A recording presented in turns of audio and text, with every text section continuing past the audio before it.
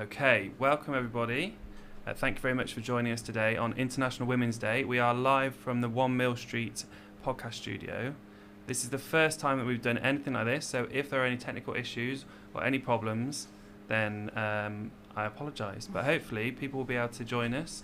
We're live on YouTube and we're also going live on Instagram. So hello everyone on Instagram. If you are watching us on Instagram, you will be able to see and hear everyone. No, you'll be able to see everyone, but you might not be able to hear one of our guests because they are connected in a different way, which means that their audio won't be coming out through and on the phone. So I apologise for that. To get the best full cinematic experience of this live experience today, you need to jump across to YouTube, and the link to our YouTube live is going to be shared on our Instagram feed shortly and also posted on our Twitter and our LinkedIn. And hopefully we'll capture lots of people, but it is going to be recorded and people will be able to revisit it at any time. So without further ado, I'm going to introduce everyone that has joined us today. Like I said, we are doing this to celebrate International Women's Day. I am Rob, I'm Managing Director of Make Good Grow, and I'm really pleased to invite 3 guests with me today who are all wonderful and powerful and inspiring women who run or are involved with charities and good causes that support other women. So we're going to go around the room. Like I said, we've got 2 in-person guests and 1 virtual guest who's joining us via a video meeting link. So all the technical stuff is going on today. So Jamie, do you want to kick us off and just tell us who you are, where you're from? Yeah, I'm Jamie Richards, the Development and Funding Officer for Coventry Haven Women's Aid, and I also currently manage 3 refuges as well. Excellent, thank you very much and welcome. Is it your first podcast you've done, or are you season professional then? So high expectations for you, Jamie. You did say I need to watch that I kind of cut you off if you talk too much. So I haven't got a bell, but I'll give you a little finger wiggle or something, a wave. Okay, next up, Shah, take it away. Where are you from and who are you? I'm Shah. I'm founder and director of Flourish, a charity based locally in Leamington. We support teenage girls improving their self-esteem, emotional resilience and mental well-being. Amazing. And you had a long journey to get here today, didn't you? Really far, an arduous 5-minute walk. Yeah, amazing.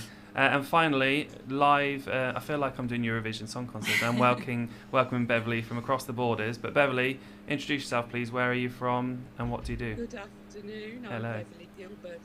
I'm the founder, operations and risk manager for a small peer-led, peer support and peer mentoring group in North Warwickshire called Cohort 4. Excellent, thank you very much. So it's great to have you all here, and we mentioned before we came live, didn't we, how I felt a little bit guilty that I was a man doing this session, and it would have been good for my colleague Charlotte, who set this up, to be the host, apart from the fact that she can't because she's got COVID and she's at home. Jamie, you made a good point actually, that it's okay for me to do it as a man, because Absolutely, yeah, we need as much male support as possible. Yeah. We normally hear, what about International Men's Day, which there is one, it's just they don't celebrate it and promote it as well as we do. So. Yeah, and also there's a real reason, isn't there, why we need to put a mark in the, put our flag up and kind of celebrate that there are some amazing women doing amazing things out there. And that's why we're here today. So what we're going to do is we are going to kind of find out a bit more about the organisations that you're from, the kind of things that you do, and why it's important for you to offer the support and the services that you do to the women that you are supporting. So again, Jamie, just because you are first going around the clock, why don't you tell us a little bit more about Coventry Haven and what you do? Right, so we support women and children through all types of abuse. We've got various projects in the community as well as 3 refuges across the city. We can also offer services to men via a partnership project, and also perpetrator work and specific programmes for children, which is the most important part. Yeah. Again, through another partnership arrangement. We've got lots of different services, helpline. The Irish project is we work with GPs across Coventry and provide them with training and support as to how to ask the questions in a safe and sensitive way, rather than just keep dishing out antidepressants. Actually peel back some layers and find out what's going on, and how to deal with that, how to deal with the disclosure, because that's quite difficult. Yeah, absolutely. Yeah. And how, so you have kind of referrals and work with GPs and stuff, but how could someone get in touch if they needed to with the organisation? There's the helpline, there's the online chat, there's email. The helpline is for absolutely everybody, anybody. There's various ways. All of our social media platforms have private messaging functions that they can contact us via that as well. Okay. Across all age groups as well.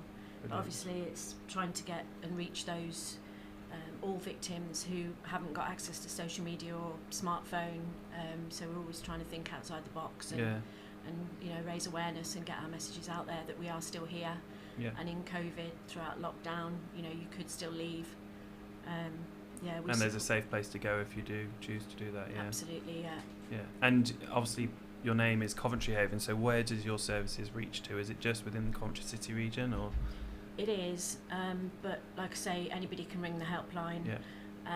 We don't ask any specific personal questions.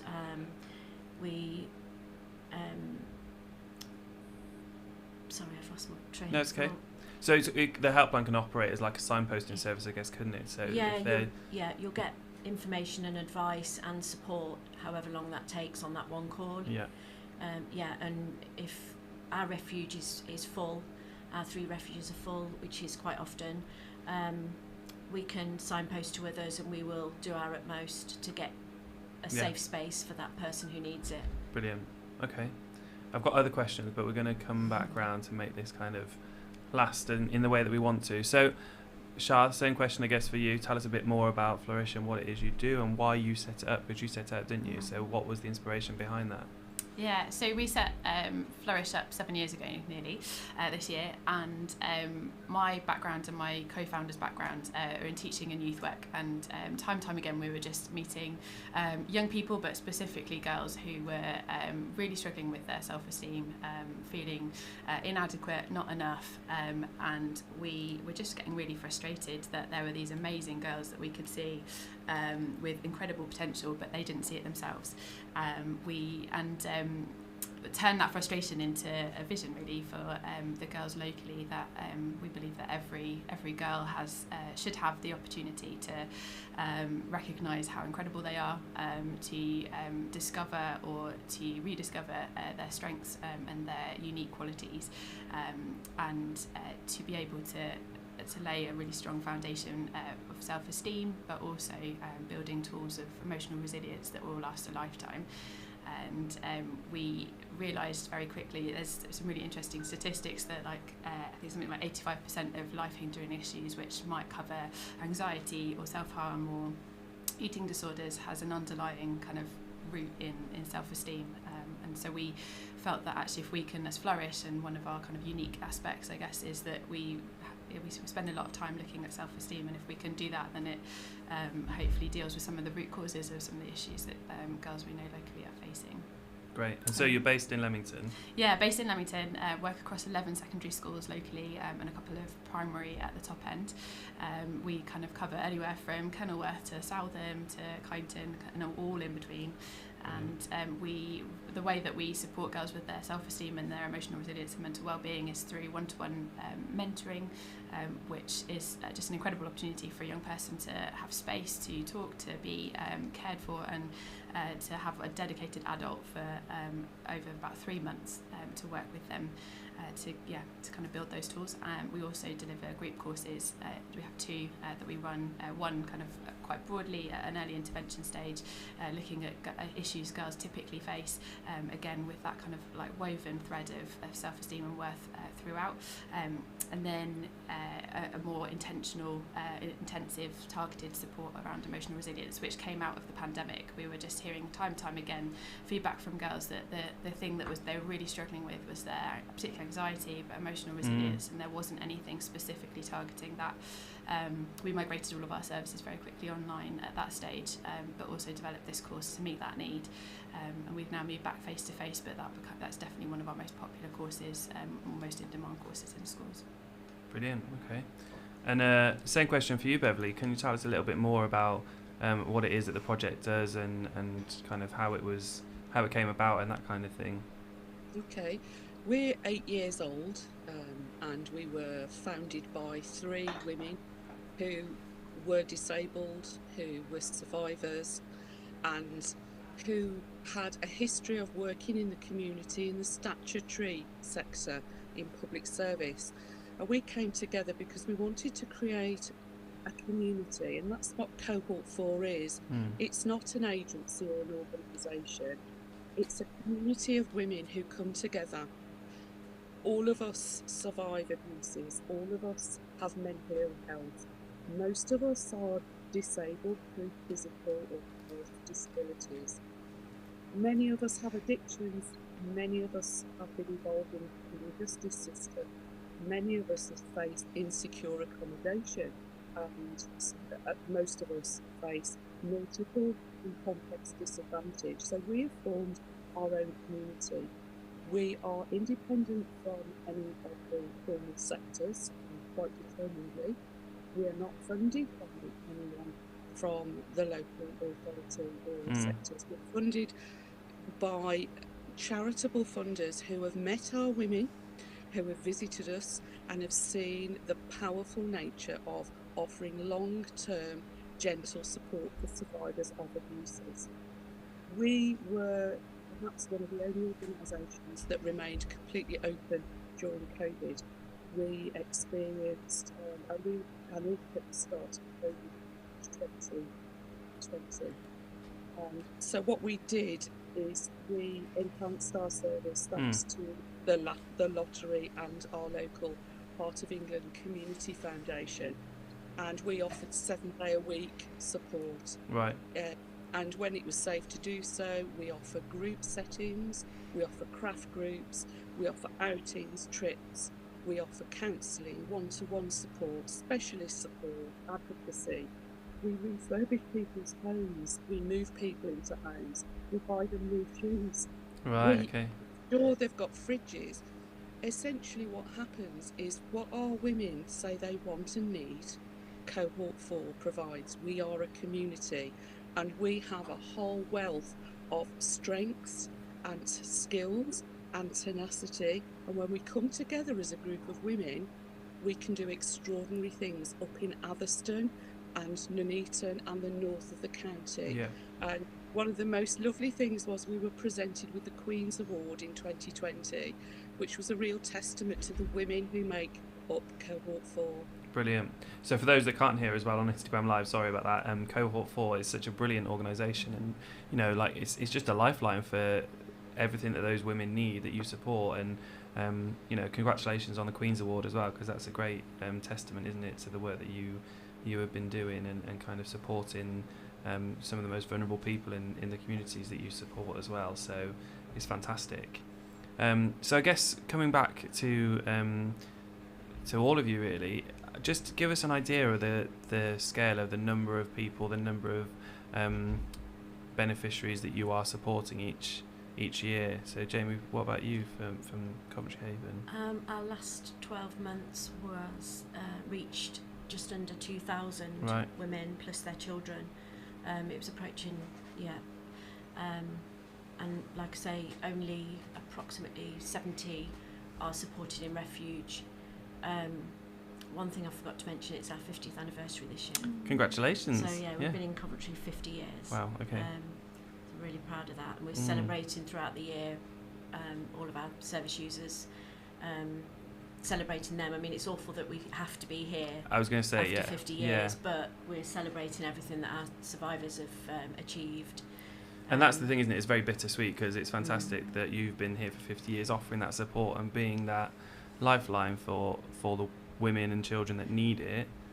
But it would be nice to be out of a job, I guess, wouldn't it, and not have to be running that. But we're needed more than ever. Yeah. I mean, like Beverly said, and also Shah, about during COVID, we diverted our services onto online. We were asked for specific courses on how can managers support employees who they believe are, we opened a lot of eyes around going online and having online meetings. You've now got a window directly into their home life that you may have had no idea about before. Absolutely. And to take that into consideration if cameras aren't on or things like that.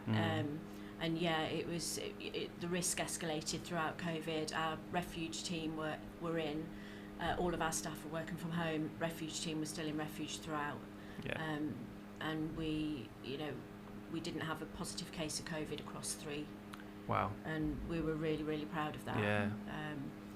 Yeah, because what an added extra layer of complexity to have to deliver that kind of frontline service throughout the pandemic as well. Yeah, you're managing your own anxieties, your staff team's anxieties, and also the service users in refuge, communal refuge, with various, complex needs. That's incredible that you kind of came out of that without a positive case as well. But we've increased year on year, 40% increase in referrals into service we saw through COVID and out the other side. Yeah. Crikey. And what about you, Shah? How many young women are you supporting? Yeah, so at any one time we support around 30 girls with our group courses, and about the same with mentoring across 11 schools. And similarly, we've seen an increase of our referrals this year to last year have doubled. The number of sessions that we've been able to deliver between kind of January compared to October even last year, so just in 3-month span, have doubled as well, which really reflects the kind of national statistics. So Young Minds I've been talking recently that referrals into mental health services for children and young people in September last year, 2021, increased by 81% compared to 2019.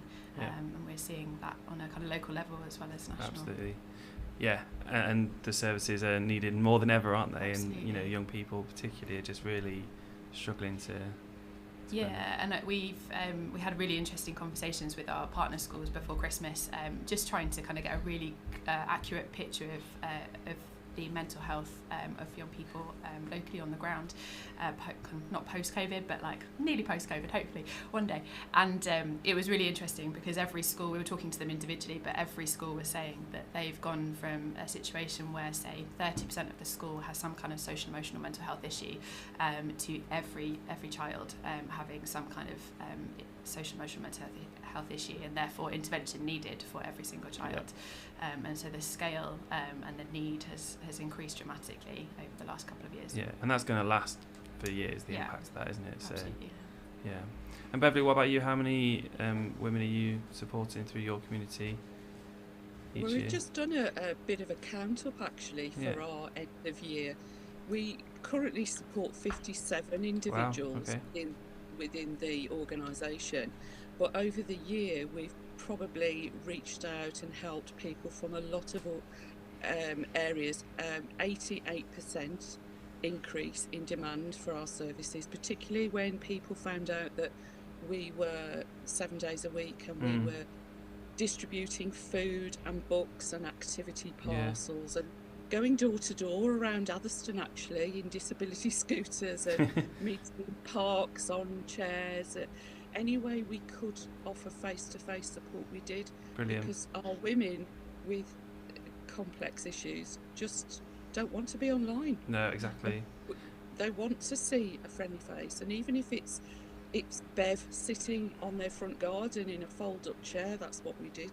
And that's the thing, you've got to be able to bend and move and shape the output of the organisations, haven't you, to reflect the needs of the individuals that you're supporting, and that's really important. And you were saying about converting all your services very quickly during the pandemic and that kind of thing. I was working for a charity as well during the pandemic up until October last year, and we had to do exactly the same, and we saw similar kind of stats. You were all saying kind of between 60 and 80% increases in demand for services, and I'm sure there wasn't a 60 to 80% increase in the funds available or the support that you got elsewhere. And that's one of the other things, isn't it, that as an outsider you don't really appreciate that these good causes that are delivering these essential services that life and death, make or break situations for a lot of people in our communities, and there isn't that kind of uplift in the financial backing and the support to match it.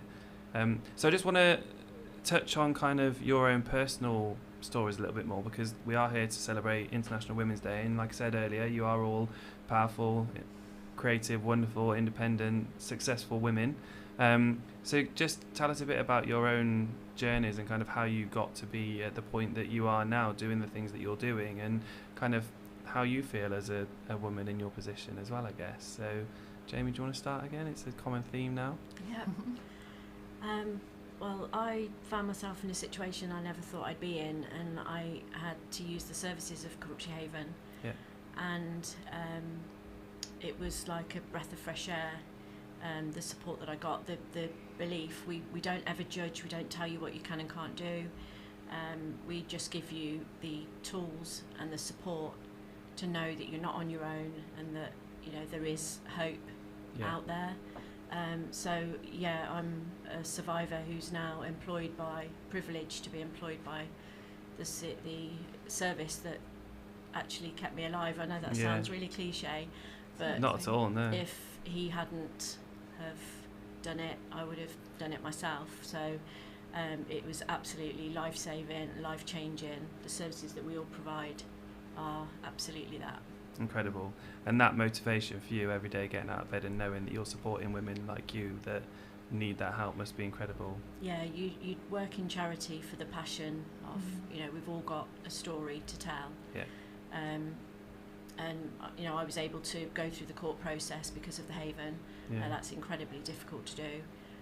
Hence why there's so few prosecutions. You know, we need to make perpetrators accountable for their behaviours. The victims are never ever accountable for their attitudes, behaviours. We need to change attitudes. Yeah. I'm really passionate about a lot of things. People who've got assets, older women. It's not as easy to get refuge space. No. And you know, when your finances are being controlled, it's just so difficult to leave. I'm, you know, often on my soapbox about victim blaming. If it was me, I would just do this, do that. Yeah.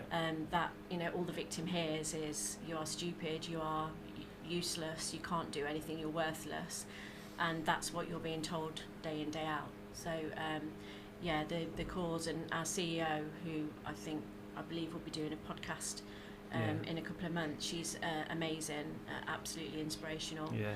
Still as passionate as the woman who walks in the door now as she was 28 years ago. Yeah, which is incredible. Yeah, we've got an amazing team. Yeah. Really, and a lot of us are, we are survivor led. It is. And is the team 100% women? Yeah. Yeah. All our board are women. We're a fully accredited member of Women's Aid, but we're a standalone organisation. Yeah. We just agree with their values, mission. And I imagine by having your own first-hand life experiences, it enables you to be even better, more compassionate, more understanding with the people that you're supporting as well, doesn't it? Yeah, absolutely. It makes a difference. Yeah. I believe it makes the difference. It's really important for a victim to know that the person understands and does actually get it. And there's no judgment, you know. Yeah, no judgment whatsoever. Absolutely, If you come to us 100 times, you will still get that same. At some point, it will be your time to leave that relationship. Yeah. And we just keep providing that support and options all the way through. Similar to what Beverly said, you know, we do everything. Food parcels we give out on a daily basis, toiletries, not just in refuge. That's, you know, we've seen poverty increase massively throughout COVID. We're back out there. We've got our drop-ins in place, trying to make it as easy as possible for victims to access our services. You know, professionals you'll hear them say that women and girls aren't engaging with services. That isn't the case. You turn that round. It's we have to make our services as accessible as possible to everybody. Yeah, exactly. Yeah, there's various reasons why they can't pick up the phone at that time, or like I say, if they're being in a situation where they don't have free access to their own communication devices or whatever, then, you know, how do they get in touch with you? That's the important thing, isn't it, to make sure that that's... Yeah, so we'll meet them, you know, wherever it's convenient for them. A bus ticket in a pocket may create an incident. You're constantly aware of safety and risk. Yeah. And every intervention, whether that be face-to-face on the phone, we gauge that safety and risk without them probably even realising. But yeah, it's brilliant. really important that you don't increase the person's risk. Yeah, exactly. Yeah. Yeah, thank goodness that you are all there and doing what you're doing as well. So, very good. So Shah, come on, tell us about your personal journey to get to where you are now. Yeah, so I, as a teenager, really struggled with my self-esteem, funnily enough, and just particularly kind of had a narrative, and I think a lot of girls do too, of being not enough or too much, too loud, too not too quiet, boring or whatever, and it was a kind of narrative that played out throughout my teenagedom. Also struggled with my body image, feeling too big, and that was kind of where my value came from. And the thing for me that really that made a real difference to me was adults around me who could see what I couldn't see, and who could call out the potential on my life that I couldn't see at that time. So that was a real motivation, I think, then as I went into kind of the working world, wanting to work with teenagers in particular through teaching and then through youth work, and kind of seeing actually similar stories of girls who didn't feel good enough, didn't feel that they would amount to anything, and being able to be that adult that I had, and speaking hope and truth over their lives, that actually they were worth something, that they did have incredible skills that they've just maybe not discovered just yet, then kind of launching kind of more further forward into Flourish, and actually kind of being able to set something up with a structure that allowed girls to have that space where they could have an adult that believed in them, that would give them the time, that would help them uncover the things that they're really good at, to give them space to speak those things that you don't, the voices, the things that you don't speak out loud, but to share those dreams and to share those things you don't feel good enough to kind of to voice otherwise. So that's kind of where, for me, where my journey and kind of growing in that, but then also seeing that we can do that for all the girls locally, hopefully. We need every young woman to have a little cheerleader behind them, don't we? Yeah, totally. And it's really interesting because there's a really interesting research paper that came out a few years ago now, and I imagine that all the statistics have kind of rocketed, but called Costing the Invisible. And it talks a lot about, it was done with, I think it's like University of Bristol and the Gender Equalities kind of government department, and it talks a lot about the impact of low self-esteem and low kind of body image on teenage girls, but on the cost on the economy.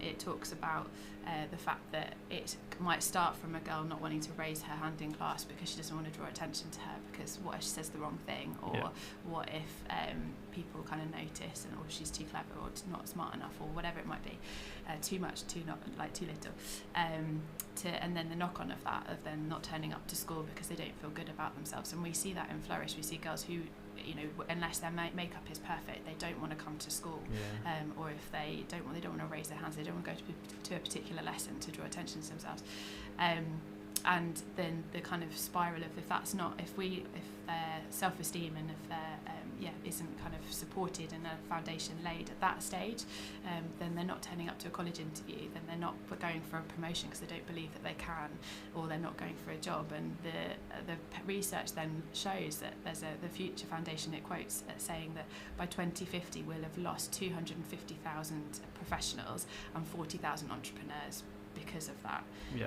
That actually, like, as a nation, we need girls to know that, like, who they are. They need to know that they have incredible worth, and to build that self-esteem, because the knock-on for everyone, male, female, is huge. Yeah, and I remember hearing that's kind of, I don't think it's like societal myth, law, or whatever, but that women will look at like a job advert, and if they don't feel like they're 90% right for that job, they won't even apply, whereas a man, if he thinks he's 40% right for it, he'll go for it anyway. Kind of thing. And you kind of need to flip that narrative a little bit, don't we, and kind of just... And I think conversations that you have with, I think it was in kind of the Harvard Review or something like that, they were saying, like, looking at men and women and asking the question, when did you feel like a leader? And women, a lot of them were saying, well, probably like in my 20s, like around that time, and men were saying, well, I've always felt like a leader. And then asking the question, well, why? And actually, like in schools, it will be, well, if you look at the literature that guys and girls are kind of looking at, well, do they have a female lead, and what is that female lead? in all of It's his all of those schools. things right from like early childhood, isn't it? The default characters that the man's going to be the knight in shining armour and the woman's going to be the damsel in distress. Like, and Absolutely. boys and girls being encouraged to go into those parts, kind of thing. It's, Gender stereotypes Yeah. has a massive role to play. And it's one of, like, at Flourish we have an incredible team. So we are our volunteer team, our staff team, and all of our board apart from one are all female. And we have an amazing volunteer team of 20 women who make up our mentors. And part of the reason that we work the way that we do is because actually it means we have an incredible wealth of different women who can inspire and encourage the girls locally. There's a really interesting phrase that I love of this idea: you can't be who you can't see. And actually, if we can give girls, women that look like them or backgrounds that they've come from, and I think as Flourish, we've got a long way to go to be as diverse as we need to kind of reflect locally, but that's a journey we're on, and actually enabling them, to stand on our shoulders. That I think we forget sometimes, like, how many women have kind of come before us and allowed us to stand on their shoulders, and just wanting to be that for this generation too, where they can kind of do more, be better, have more opportunities.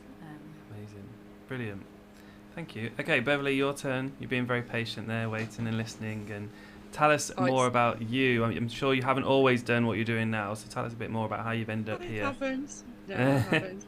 It's lovely to hear from Jamie and Charles. It just makes you so happy that there are such wonderful organisations there. Absolutely. Either really well-established organisations like Coventry Haven and upcoming organisations, and it is a struggle to maintain your presence in terms of funding, particularly where you're not a commissioned service, you don't have funding officers, you just have to be determined, have the tenacity to find funding. And part of what we do is we deliver OCN accredited level 3 mentoring and peer mentoring training. Right. And we sell that as a package to organisations throughout the United Kingdom and in Europe. Actually, we've delivered it, and it brings in income to Co-op 4 so that we can be independent. And the way we do that is sell ourselves, really. My full-time job is as a senior lecturer in gender-based violence, domestic and sexual violence at the University of Worcester. And I teach on our Masters in Understanding Domestic and Sexual Violence. And my co-trainer, she's a social worker who specialises in childhood sexual exploitation and now mental ill health. So we book annual leave from our day jobs and we sell accredited training. So that's what I do. And I think it's good for our women as well, because where they feel able to, they undertake training, so it enhances their confidence, their well-being, and they get something for their CV. Brilliant. And all of the people at Co-op 4, we all have a professional background, as well as being survivors, as well as having disabilities. My women know me as Daft Auntie B, but when they find out that I'm an international expert and I've done this, that and the other, they sit there with their mouths open. When they see that Maria, our mental health officer, has had a wealth of experience in her professional life, yet still has some of the shared lived experience of the other women, it is inspirational. Survivors are some of the most tenacious, brave and strong women, and creating communities like we do, long-term safe spaces just to be, is so important for women who survive multiple disadvantage. Survival isn't an event, it is a process. Yeah. And we need to give women and girls time to build their confidence, which is often in a really harmful, abusive world. I really like that. Survival isn't an event, it's a process. That's really important. I am disappointed that you didn't introduce yourself at the start of this podcast as Daft Auntie B, though, and I didn't get permission to call you that. I think that's lovely. That's my main thing, and it fills my heart with joy when we see the steps that our women take, little tiny steps forward. And we get to know our women, sometimes over 5 or 6 years, sometimes over 3 months, whatever their preference is. But we've created a community. Yeah. So it's not about Daft Auntie B. No. This is about or for women for me. We are a group sharing our skills and our strengths, That's our it. love. And that's where your our strength and your, power comes, doesn't it? And I think, the common theme coming out of all of the things that you're all doing and all your background and experiences is this is about empowerment, isn't it? This is about a hand up, it's not a handout. And I know that a number of organisations, that we support at Make Good Grow are very much in that kind of theory of, we are empowering people, we're supporting people to, make improvements, make changes, get to the next stage. And that's really important, isn't it? And I guess because I'm conscious of time, and we did say we'd try and keep it to half an hour, and that was never going to happen, let's be honest, because there's 3 amazing women in front of me that have got so much to share and so much to talk about. We could go on all day.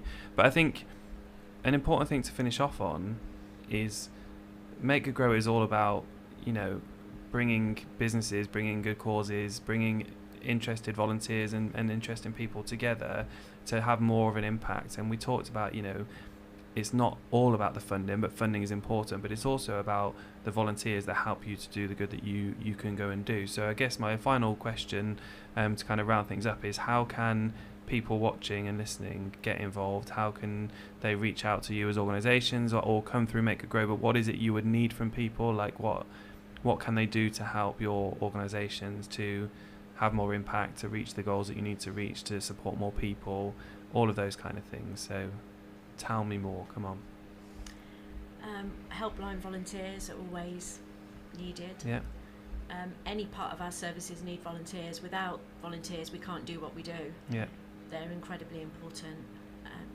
But we can actually train them, see what they want to do, see what their strengths are, because everybody's got strengths. Yeah, absolutely. And that's the thing, Make It Grow is all about bringing in people that you wouldn't necessarily have as a volunteer normally. So it might be a graphic designer, it might be an accountant, it could be someone that can be on the helpline. And that's a really important message for people listening and watching is, you might not think you might not be able to see yourself as a helpline volunteer, but you might have really good skills at taking meeting notes, so they could be coming and sitting in a board meeting and taking meetings for your trustee meetings or whatever it is. That volunteers can do anything, isn't it? It's just having the intent to try and do some good and support the organisations like yours. So. Yeah, and to keep them motivated and wanting Absolutely. to keep supporting you. Yeah. Fundraising volunteers are always important. Everybody is important. Yeah, brilliant.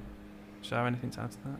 I think for us as a small charity, we know our limits. We have amazing skills, but we also know our limits, and professionals and businesses that could support us with whether that's website stuff or we're looking in the process at the moment of looking at kind of developing like film videos and stuff to promote what we're doing, but again that's not our skill set, and what we love is to collaborate with others who get Flourish, who get what we do, but have a completely different skill that can kind of invest in us in that way.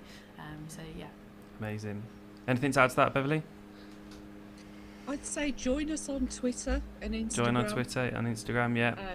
Follow us when we're asking for support or encouragement. Yeah, absolutely. And for everybody in Warwickshire, whether you are male or female or whatever gender you are, be an active bystander.